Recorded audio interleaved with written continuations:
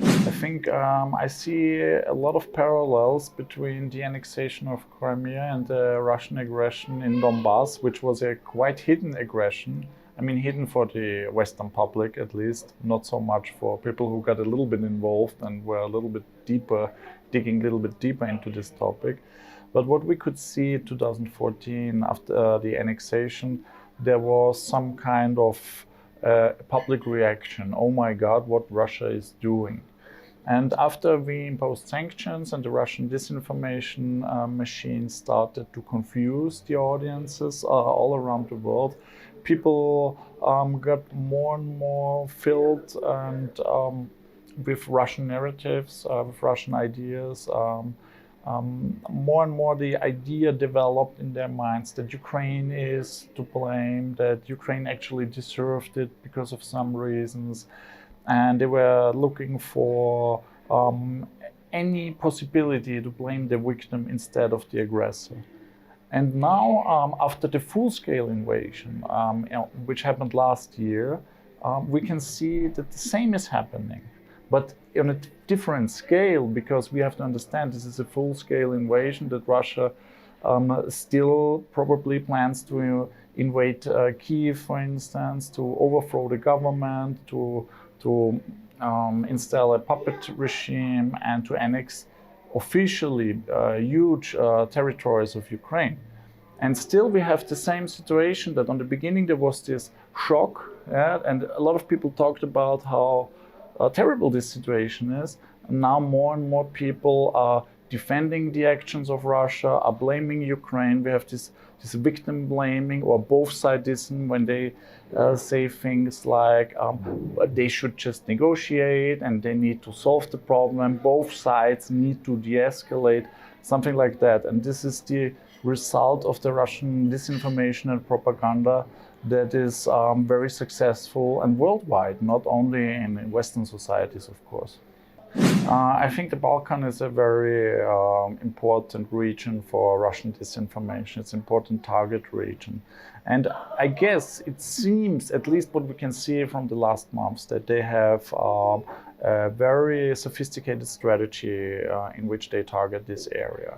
If you compare countries like Serbia and Kosovo, you see huge differences, of course. Kosovo is a pro-Western, very pro-European country, has very good, warm relations with the West. So Russian disinformation, when it targets Kosovo, it's more about destroying unity, creating trust issues with the government, so telling the people in Kosovo that everything is bad, they should not rely on the West, and somehow divide the society. On the other hand, if you take a look at Serbia, which is a very old ally of the Russian Federation, of course there are historical reasons also for that, but basically the strategy is very different. It's more about using Serbian people, population and media, but also our Serbian diaspora in the West, which is quite huge, as proxies in their disinformation war. When I say proxies, I mean in the sense of they are like puppets that repeat the Kremlin's narratives and propaganda also on social media. And they were very successful in this, because even if a lot of Serbian people have the same ideology, when they immigrate to Western countries, they learn the languages there. They are quite integrated in that sense. So you have millions of people who speak English, Spanish, German, and they can reproduce the Kremlin's narratives about Ukraine, can tell everybody at work that they are fascists, that they want to kill ethnic Russians in Ukraine, and old stories like that. And people listen to them because they are Slavic people. They think even they are experts, because they confuse all this, because people in Western Europe, unfortunately, have a lack of education about Southeastern Europe, about Northeastern Europe, and this is what the Kremlin propaganda is using. Yeah? And another goal is, of course, to gain influence in the Balkan area. So a geostrategic interest of the Russian Federation to keep or even expand influence in Serbia and surroundings. Also, Montenegro, of course, is a huge issue. When we speak about trolls, we speak mostly about real people. So they actually exist. Yeah. So there are people sitting somewhere on a keyboard or on a phone, reproducing propaganda. So not bots, because bots usually are very stupid. You can only amplify some propaganda channels. Huh?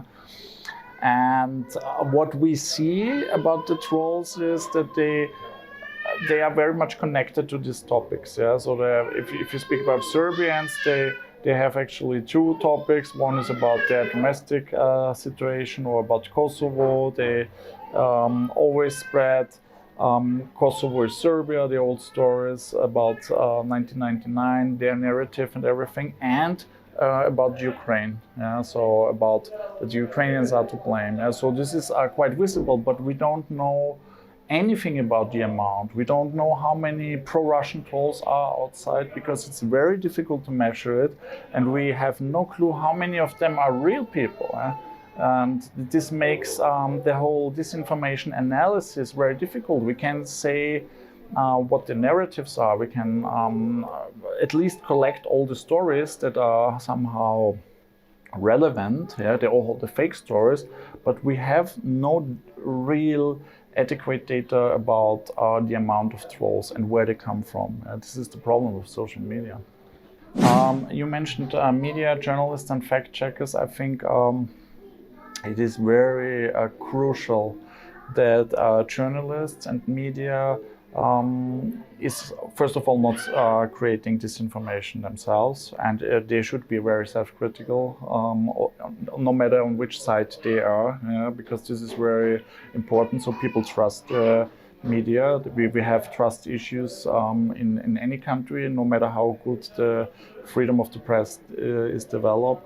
But I think what we should really take care about in the next months is that the media should put some effort into debunking the common narratives that we can see, the common disinformation narratives. Because we have a situation where it's like you have A, what you read at the media, and B, you have some so-called alternative media or social media trolling. And then this creates this false balance. We have also a problem that we give very much screen time to people who are not qualified to speak about certain issues, and people, it was also during the pandemic, and people who even spread, for instance, Russian narratives. And it's like the media wants to be neutral, and they go to this table to create a kind of round table, and you have two people spreading the Putin version of something and two people spreading the actual truth. But as somebody who is watching television, you think, okay, maybe the truth is in the middle or something, but it's not. So this is very dangerous. So the media should act more responsible about disinformation. And of course also social media channels like Facebook, Twitter, they put some effort into this topic, but not enough yet.